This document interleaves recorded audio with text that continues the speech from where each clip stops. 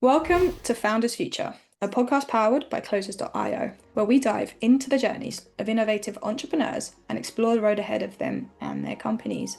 I'm your host, Olivia Salmond, and in each episode, we'll uncover the stories behind impactful ventures, the challenges faced along the way, and the strategies driving their future growth. Today, I'm joined by Zalan, the founder of Zalan, a fast-growing tech company revolving how business management and send logistics communications through next generation software and automations. As a young entrepreneur with a passion for innovation and efficiency, Zalan has built Zalan to simplify and streamline one of the most overlooked aspects of global business, communication between sender, carrier, and client.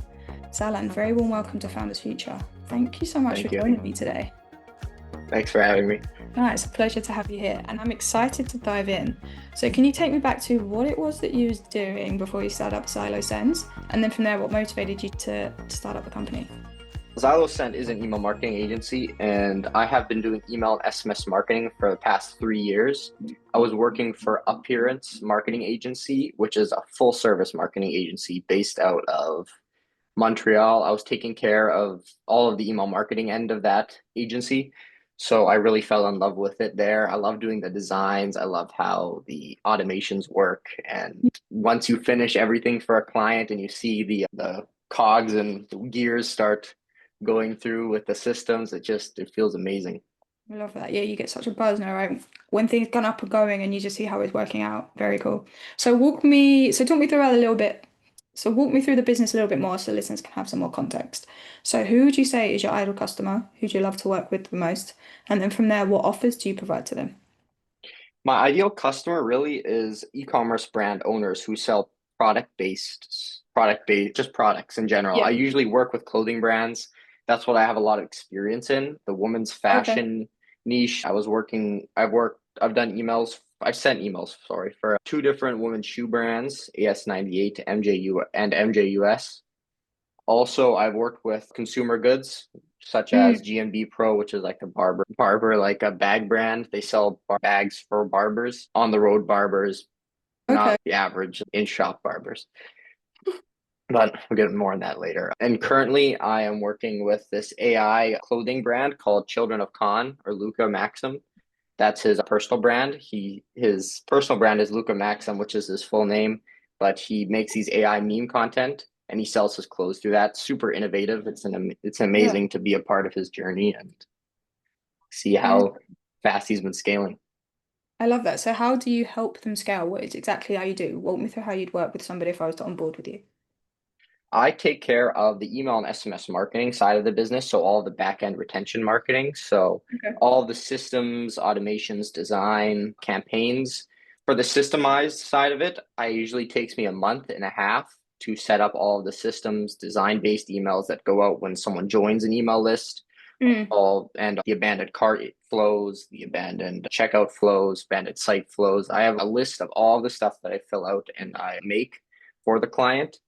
And then after that month, where I set up all the automations that go out consistently for every customer, and then I start sending campaigns, which are bi-weekly to tri-weekly, just cool. promotions or like infographics for the customer to get them more in tune with the brand and Yeah. really build that lifetime value for the customer.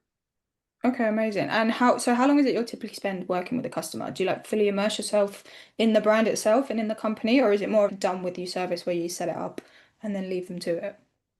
No, I love working with brands long term. I usually Okay. get on a retainer basis after the first month just to send those campaigns, fix leaking faucets if something stops working or is all the KPIs are down for that one specific automation or system, then I go in and fix it.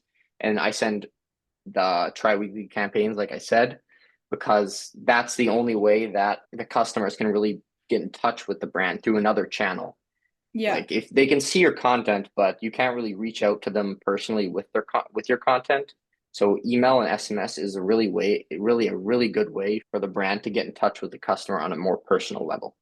I love that. And so walk me through a bit. Are you a solopreneur at the moment, or do you have a team helping you out with the processes of selling and marketing yourself as well? I had a team, but I recently got rid of them and I started using mostly AI by myself. Interesting. I really been trying to get into AI with everything, AI automations, AI systems. My mentor is really big on AI. Shout out Splash. But yeah, so I've been really trying to let go of people, but I'm going to be starting to take them on in about a few months. I need to hire some email designers, some editors, because I really want to start scaling as fast as I can. I have all the systems in place and all of the plans to scale. I just need to execute on it and find ways to do it. Awesome. So we'll touch on that in a minute. I do want to get into though how you're going about your marketing yourself at the moment. So where are you finding most success? What channels are working well for you? Any particular methods that you're using that are really like bringing dividends in? Currently, I'm trying to scale my personal brand, but most Okay. of the replies that I get are from Instagram DMs. I am really big onto cold DMing. Cold email, it's it works if you do it in scale. But it can be expensive if you do it at scale. I know that I use Instantly AI personally, Instantly IO, sorry. And it is a cold email sending platform, but I've had some leaky faucets with that, so I have to fix them. It's extremely annoying for cold email. There's lots of flaws, but cold DM, I feel like I have more of a grasp on it in Yeah. terms of I can dictate what I do with it. I can dictate who I outreach to, what I Mm, send to them. If an email accidentally doesn't send, I don't have to worry about that. If there's no bounce to DMs, if I yeah. send to a bounced email address or an email address that doesn't exist, that's Yeah. in my flow, it destroys my sender reputation, which is something that I also have to do for email marketing. So I'm pretty in touch with that. But just the DM side and cold outreach through DM is just way easier, in my opinion. Yeah. And you can really pinpoint it better. And I feel with email sometimes, as you say, is it the right email address? Is it going to bounce? There's a lot more hesitation when it comes to emails, and mass outreach is great. The pinpointing, I think I definitely for DMs on IG. Have you ever thought about any like running any form of ads to bring in some traffic and really build up your personal brand as well? Yes, I'm actually getting into that right now. I'm going to be in the future, in the coming months, switching to a full service agency. So I've been Okay. learning SEO and ads right now. Nice. But to further my expertise in those, I would like to start doing them by myself for my own Mm, agency. So I am going to be starting to do ads. I'm going to be starting to do SEO for my own website and my own cool. brand. Nice. I like that. And then with the plans of a team, are you looking to bring on like a sales team to help you with the onboarding process as well? I've been thinking of that actually at a really like every day. I've been thinking of that. I really want to bring on a sales team, maybe an acquisition agency, if I can Cool. find one that can get me clients automatically without me having to worry about it, because you understand that acquisition is probably one of the most important parts of an agency, but It it's is. also one of the most time demanding. When I'm doing fulfillment, content, and acquisition, that's 12 hours out of my day gone like Yeah. this. It just it's a lot Yeah. to handle, and it would be way easier to offload it to other people, because I haven't personally found an AI tool that can handle acquisition at a very good scalable level yet, that's super personalized. So I think that bringing on a team like that would be very beneficial. Yeah, I think AI is not quite at that level yet. I don't know if it ever will be there because with acquisition, I find you sometimes need that element of human touch when you're actually meeting people's pain, really driving into them. And I feel like some AI might not be at that personal level that will get us there. You'll really hit your ceiling as a founder. I can understand the work hours and the pressure that must be building Yeah, up. So you're running sales calls yourself at the moment. How are they going? we've been going good. I don't really have any problem with selling on a call. It's Cool. just more the back end side, like the Yeah. outreach. That's very tedious. Yeah. It's something that I really would like to offload to someone else, like maybe even a VA or someone who can get me leads. Leads are a big part, because Yeah. finding the businesses before get to them is not very hard. I have a very good script that I go through. I'll touch on that in a sec, the script, because it's a very good script. I get like a 40% reply rate, Oh, which is sick. crazy. I like But that. yeah, actually, let me go into that right now, because that's Do a it. very big part of outreach. So You're the on point script as that well. I use, I have a 3 to 4 part script that kind of opens for the person, because the first message I send is, "Hey, how long have you guys been in business for?" Every business loves talking about themselves. Every single founder loves themselves. Basically, they're very they you have to play on their ego. So you have to like ask them, hey, how long have you been in business for? And then when they apply, they say 4 years, 5 years. I usually follow up with, oh my God, that is amazing. That's so incredible. I usually send an emoji, like a fire emoji after that. And then I send them a screenshot of their website or their email list, because for me, it's email marketing. And I say, hey, I see you guys actually have an email list. Are you currently outsourcing your email marketing yet? I put in the yet at the end because it takes away the reply I usually was getting before without the yet, which was, no, we're not looking to. We already have a team in house that is already taking care of our email marketing. Because most in-house teams don't do it correctly because they're in-house teams. That's not all they do. Most Mm, marketing teams also do a bunch of other things, but I believe in having a very specified skill set for each system of the business. okay, And interesting. that's why I usually say the yet, because even if they give me the I don't know what the right word I'm looking for right now. The like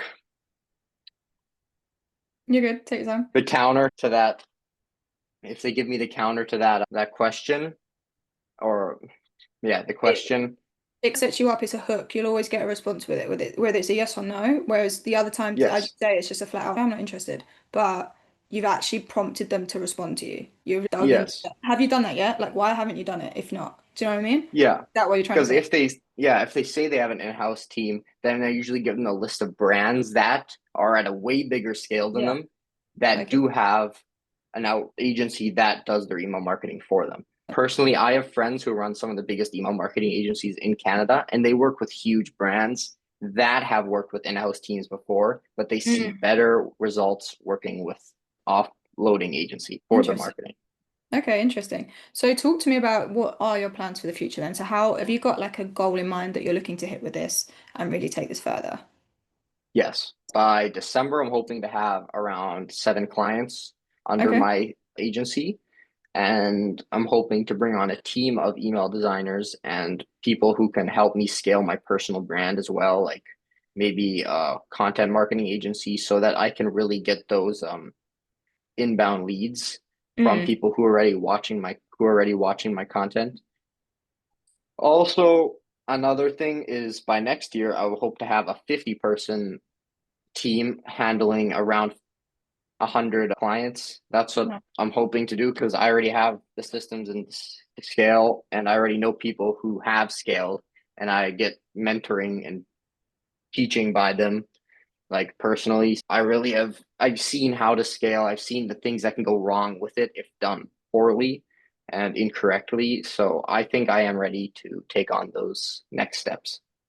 Awesome. And where are you finding the biggest challenge in making that happen? So like even getting to that 100 clients by next year, where are you finding the biggest challenge? Time. Okay. Time in the day, because there's so many things that you have to take care of Yeah. as a founder, especially like a solo founder, even with AI for most things. It takes a ton of time. And I think the next steps for me would be to start offloading work to other people so I have more Mm. time to take care of the more fulfilling tasks like Yeah. agency fulfillment for clients and getting on those sales calls more consistently without having to worry about other work not being done. Yeah. As you mentioned, the theme throughout the podcast, it's like when you get to that level as a founder, it's where do you put your efforts? I've only got 12 hours in the day. What am I going to do first? And the fulfillment side of it is so important. And I feel like as founders, sometimes that relies on you a lot to make sure the clients are happy as well. That's got to be top priority moving forward. So I definitely understand why you're looking to delegate. So, Zalan, before we do log off, I've got a couple of lightning round questions that I'm going to fire at you. So, when it comes to scaling a business, what would you say is the best piece of advice that you've ever received? Best piece of advice I've ever received. Don't scale too quickly. Okay. That's a big thing because there will always be things that will go wrong. This is something that my mentor always tells me. He says, take your time because if you scale really quickly, agencies that scale in a month to 12 clients, and in that month, you're not going to find people to start delegating the tasks to. You're like, it's really hard to take on all of those clients at the same time with having all the fulfillment in Mm, place for those clients. It's hard to take that on as a single founder. So having those systems in place to scale is way more important than actually scaling fast or before you scale fast. Sorry. Yeah, I think once the foundations are in place, the scale can happen. But I understand what you're saying. It needs to be like you can't build a house out of paper and expect to let a family fall living there. You'll fall through the floor.